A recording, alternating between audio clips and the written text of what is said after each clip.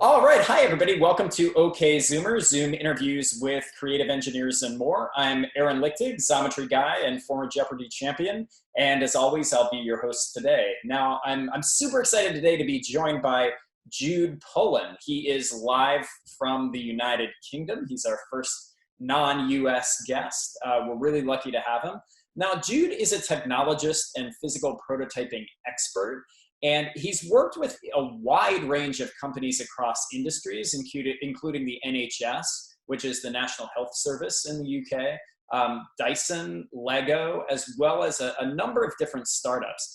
And he was recently featured on BBC Two's documentary, Big Life Fix, for his work helping people with disabilities through technology and design. And we'll talk a little more about that today.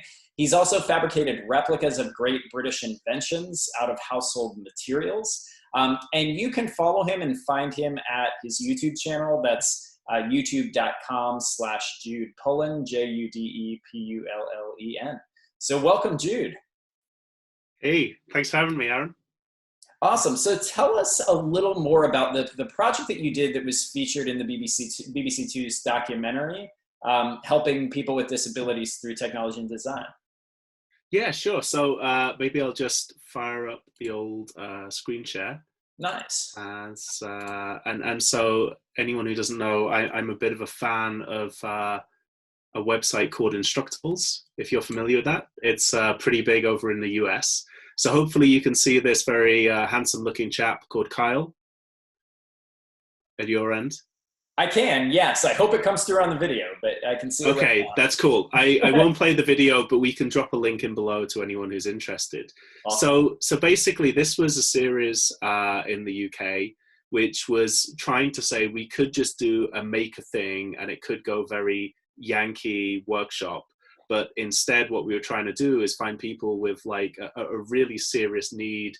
And it could be a physical disability, in this case this was, but it could also be a circumstantial disability or limitation.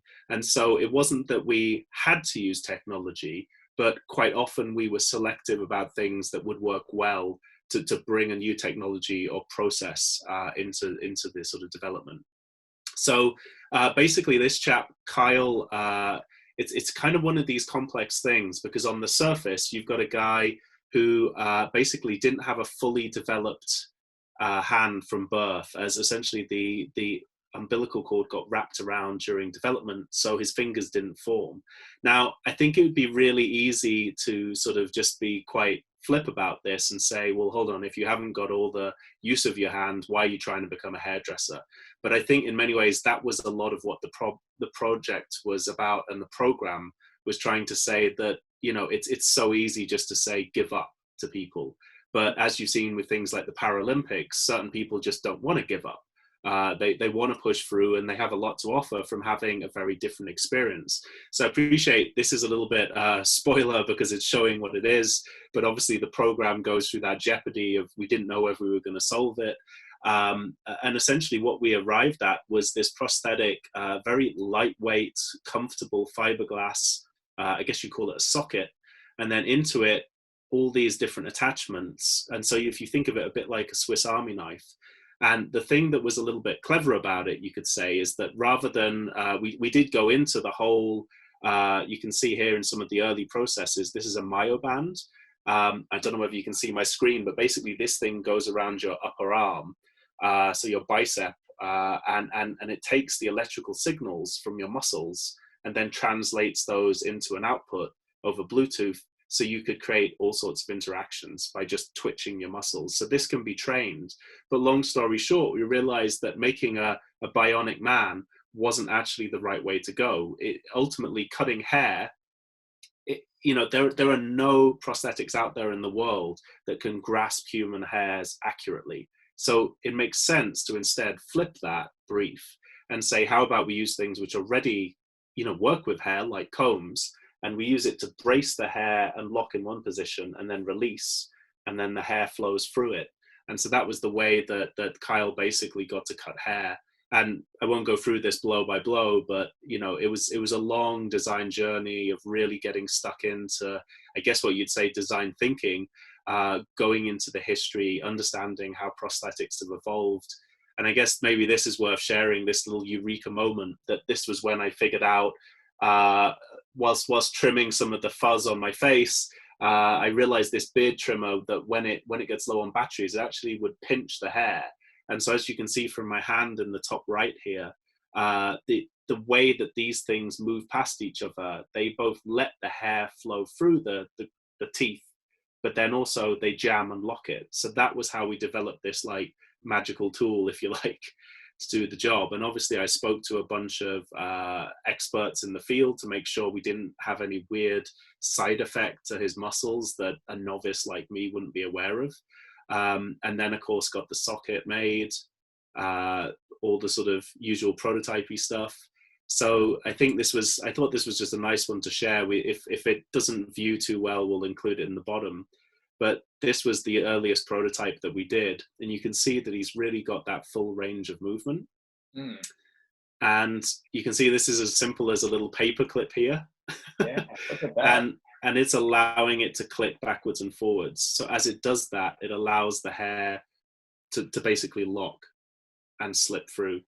And so that's nothing more complicated than a little micro switch that was just there. So I kind of think this is, and again, we were sort of just prototyping very much on the fly. The fact that we were using, if you like, technology like CAD, it was very light touch. And really, it was about the relationship that I had with Kyle, and understanding him as an individual, and also involving him in the design process that was so exciting. And I think that was one of the best things about the project is really that it wasn't a case of throwing it to him in the post saying, hope you like it, please smile for the cameras. This was something where, to be honest, the reveal at the end of the show was actually like, well, I knew he would like it because he's been helping design it. So it was kind of really, the reveal was that we did something really cool with a jewelry designer near the end, which we might see briefly if I scroll down through it. Sorry, this doesn't make for great viewing if there's lag.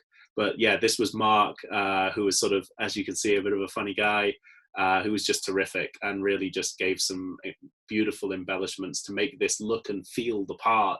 Because at the end of the day, if you've got something that you're going in there hoping to have a stylish haircut, you actually need his thing not to look like a Swiss Army knife. It needs to look like quite a beautiful thing itself.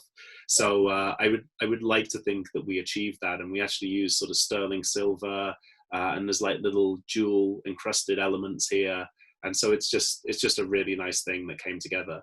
So that's where we are, and I'll stop sharing just for the minute and come back to you. But that was really the journey in a snapshot of how it went with the BBC show. That's awesome, and it's such a powerful story. And you mentioned design thinking as really key to that process. Can you share with our audience a little more about design thinking and how you use that, and how you came to use design thinking as a primary approach for your own work? Well, gosh, I guess anyone who's wanting to sort of like trace the history of it would probably want to look up design thinking and IDEO and D-School at Stanford, and that will give you, if you like, the dictionary definition. But I guess the way that I've been internalizing it over the years is really, I think, that everything revolves around empathy, and also this sense of being comfortable with not being the expert. Even if you think you know a lot, you have to drop yourself in to a state of being super curious, super open to something that might not be entirely obvious, but you realize that there could be an insight in that triggers the innovation.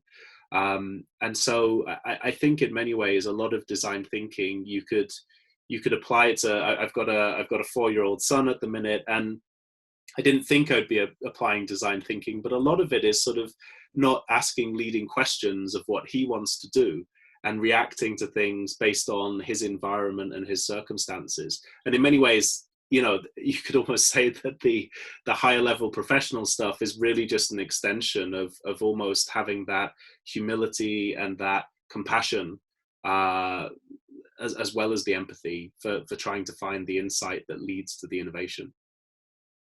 Awesome. So speaking of, creative projects and innovation, what other projects, not your own, things other people have done, have really stood out to you recently? I did think of one thing, which again, maybe I can just jump for a quick screen share here, which is Open Bionics. So hopefully you can see this. I mean, obviously, this is just almost me sort of acknowledging that I think I played a very, very small part in a bigger puzzle, which is how do you get bionic arms to people who maybe can't afford them, or indeed, I worked with another chap called Nigel Ackland, designing some of the custom elements for his prosthetic arm. And it just became extremely apparent that, and this isn't any way to be down on the NHS or any other medical service in the world, but ultimately they have to design for like 90% of the user, which means that it's got to function, it's got to pick up a ball, it's got to do, all the things you'd hope it does. But it hasn't got a lot of room for sort of style and individuality and personal expression. And so those things, I guess it's a moot point as to whether those should be included in the price bracket, because I'm sure a psychologist would say that in order for someone to bond and create a sort of comfortable engagement with the technology and with the prosthetic, there's a huge amount of transition in accepting that into your life. It's not equivalent to saying I put on a pair of shoes, I tie the shoelaces, job done. We do that in nowhere near the same level of personal connection. Although I do have a few people who would regard themselves as sneaker freaks who would probably say that actually, well, heck, if I care that much about my feet, then they must really care about their prosthetics. So I guess all these things, I mean, for me, this is the beautiful thing of design, is that when we can go beyond just being purely an engineer of delivering the technical brief into delivering the emotional brief as well. This is a great example of that. Those arms, I have seen them before, and just the look on the kids' faces when they get them is out of this world. Now, yeah, I mean, it's a tough one, because as always, you're wrestling between that. How do I do something where I add value, but at the same time, can it also be commercially viable? So, I mean, you can appreciate I've worked at companies like Lego, which I think managed to do both successfully. They're a juggernaut in terms of financial success, but they're also incredibly meaningful and go way beyond the call of duty in what you'd expect of a normal business. Definitely. What advice would you have for someone who wants to live at the intersection of design and technology like you do? What would you advise them to go do? I don't know. I guess it's a little bit like music, you could say, in that that there is no right or wrong answer. What sounds good to one person could sound terrible to someone else. And I think a lot of it, if I learned anything at Lego, and maybe learnt is the wrong way, I think walked out with even more conviction and confidence, is that play is one of the most undervalued traits of innovation. And in many ways, whenever you look at things like sci-fi or sort of futurists or any of these things you care to look at in innovation, quite often the early point where someone took it from it being a technical thing to an incredible product or experience breakthrough, I guess maybe the easy grab for me is the iPod. At some point, someone was sitting in a lab developing a really, really tiny hard drive. That does not make it iTunes and the iPod and podcasting and everything. It's that was just the enabler. So I think that's what I mean about play, is that someone had to get creative with saying, what could I do with that tiny hard drive that means you can have 1,000 songs in your pocket? And I think so much of technology is like that. It's how do you sort of set free its potential? Yeah. Well, thank you, Jude. It was wonderful having you here. Your work, especially the work with Kyle, the hairdresser, is unbelievable. This is Jude Pullen. He's an engineer and designer from the UK. You can find him at youtube.com/Jude Pullen. Tune in again in a couple of days. We'll be out with our next episode. Appreciate you watching. Thank you, Jude. Thanks so much. Take care.